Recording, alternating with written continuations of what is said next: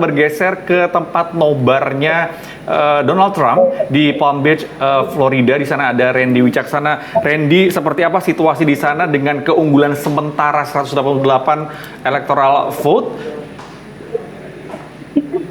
Randy? Jadi saya tidak bisa menggambarkan situasi di dalam markas karena kami berada di luar markas dari Donald Trump ya. Markasnya ada di belakang saya dan memang dari informasi yang kami ketahui acara nobar bersama dengan calon presiden dari Partai Republik Donald Trump lebih eksklusif dibandingkan dengan acara nobar yang dilaksanakan oleh tim kampanye Kamala Harris di Washington DC. Kami tadi menyaksikan sudah berdatangan tamu-tamu yang datang ke sini, dan di antara para tamu-tamu tersebut kami tadi konfirmasi juga ada orang Indonesia yang datang dan diundang untuk ke acara nobar tersebut. Ia adalah seorang pebisnis dan juga mitra bisnis dari Donald Trump, yakni Haritanu Sudibyo, yang baru tiba di Florida pada pukul 4 sore tadi. Dan kalau misalnya saya gambarkan euforia secara sekilas, memang tadi sudah ada supporter-supporter yang mulai berkumpul dan bahkan bertanya kepada rekan-rekan media, boleh nggak sih kami masuk ke dalam? Dan memang sejauh ini terbatas hanya untuk undangan saja. Namun euforia di Florida ini sudah mulai terasa karena memang sejak pukul 8 malam tadi kita sudah mendapatkan kabar bahwa Florida dimenangkan oleh Trump, dan ini bukan berita yang mengejutkan sebenarnya karena memang sudah diprediksikan sedari awal Florida akan menjadi basis kuat dari Partai Republik atau Donald Trump, dan 2 tahun berturut-turut pada pemilu sebelumnya memang dimenangkan oleh Donald Trump meskipun sebelumnya adalah basis untuk Partai Demokrat pada tahun 2012 misalnya. Yang cukup mengejutkan pada kali ini adalah beberapa county di dalam Florida ini ada perubahan suara. Jadi kita ketahui meskipun Florida memang dikenal sebagai basis kuat Donald Trump, tapi ada beberapa county khususnya kawasan perkotaan dan urban seperti tempat saya ini, yakni di Palm Beach, sebenarnya adalah basis kuat untuk Partai Demokrat. Dan rural areas atau kota-kota kecil yang berada di sekitarannya itu lebih memang mendukung Donald Trump. Namun pada tahun ini kita ketahui hasilnya ada peningkatan suara untuk Donald Trump secara signifikan, yakni 56% suara untuk Donald Trump. Jadi marginnya dengan Kamala Harris gapnya cukup besar ya, disparitas suaranya. Dan salah satu penyumbang terbesarnya adalah Miami yang pada tahun 2020 kemarin sebenarnya dimenangkan oleh Partai Demokrat. Pada tahun ini suaranya beralih untuk Donald Trump.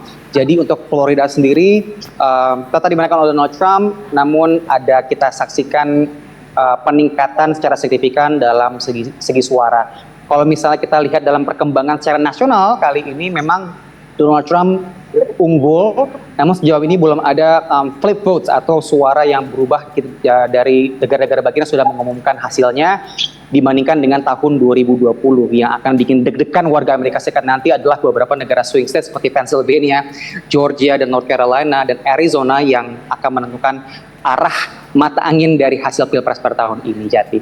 Randy, kalau kita lihat tadi ada perubahan signifikan ya dari suara Demokrat beralih ke Republik, dari Harris ke Donald Trump. Apa yang memicu peralihan suara ini? Kalau bicara soal Florida khususnya, salah satunya ada faktor memang Trump yang pindah ke sini ya semenjak tahun 2016. Kalau misalnya kita lihat di pilpres perdananya Donald Trump adalah di tahun 2016, Trump masih berbasis di New York. Sejak ia pindah ke kawasan Florida pada 2019, memang ini sedikit banyak mungkin secara psikologis ada kontribusi terhadap bagaimana arah mata angin para voters atau warga negara Amerika yang ada di sini. Namun belum ada pernyataan jelas dari analis yang bisa kami konfirmasi untuk menjelaskan fenomena untuk Florida sendiri ya, kenapa ada perkembangan secara signifikan. Namun memang Florida ini secara keberagaman cukup beragam, ada juga populasi Latin yang cukup tinggi walaupun populasi kulit putihnya lebih dominan dibandingkan dengan populasi Latinnya. Dan Trump memang berulang kali memfokuskan kampanyenya ke isu-isu yang cukup emosional dan dekat dengan warga negara Amerika, yakni isu imigrasi yang memang cukup erat dengan Amerika Serikat ya, karena this is the land of immigrants, dan memang ada jumlah eksodus tingkat imigran ilegal yang meningkat dari sebelum-sebelumnya dibandingkan dengan tahun ini. Dan kemudian ada isu ekonomi yang terus difokuskan oleh Donald Trump. Ini mengacu kepada tingkat inflasi memang cukup tinggi dan banyak masyarakat yang mengeluhkan mengenai mahalnya harga-harga bahan pokok makanan, bensin segala dan sebagainya. Dan Trump memfokuskan kampanyenya dan menjanjikan akan memperbaiki ekonomi tersebut dan menurunkan pajak dan mengutamakan warga negara Amerika untuk lapangan pekerjaan. Ini tidak jauh berbeda dengan janji kampanyenya pada 2 pilpres sebelumnya, yakni America First.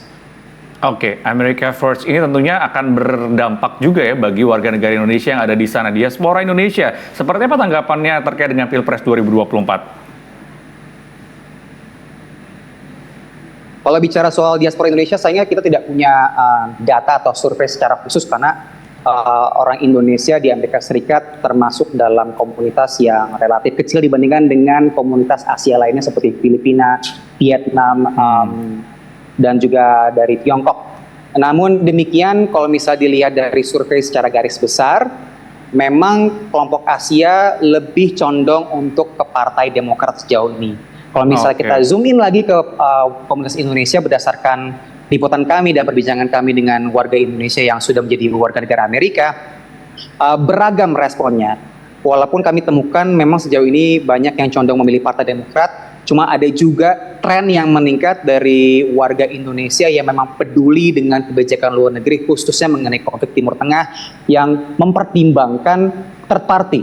Third party ini memang dari dulu ada, namun tidak pernah signifikan untuk kemudian mengubah peta perpolitika atau pilpres di Amerika Serikat. Tapi tahun ini menjadi pengecualian karena dikhawatirkan mempengaruhi suara Partai Demokrat khususnya karena banyak pemilih Partai Demokrat yang kemudian enggan memilih Partai Demokrat lagi di tahun ini karena isu perang Israel di Gaza dan bagaimana kebijakan Amerika Serikat berkontribusi terhadap perdamaian di sana. Secara umum baik Kamala Harris dan Donald Trump keduanya sama-sama telah menyebutkan bahwa Israel memiliki hak untuk mempertahankan dirinya sendiri atau self defense. Dan Kamala Harris meskipun demikian mulai menggaungkan juga respon-respon terkait dengan immediate ceasefire atau gencatan senjata secara segera. Namun nampaknya banyak pihak yang tidak puas dengan pernyataan ini dan mempertimbangkan untuk memilih third party. Beberapa kami wawancarai di negara bagian lain seperti di Milwaukee ada pemilih Muslim di Indonesia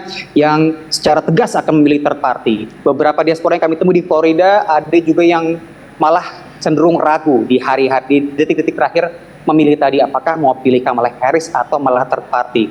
Jadi ini menjadi fenomena yang baru dan menarik karena kebijakan luar negeri pada tahun ini menjadi salah satu fokus yang juga dikhawatirkan atau menjadi point of concern ya Jati dari para diaspora Indonesia yang ada di Amerika ini.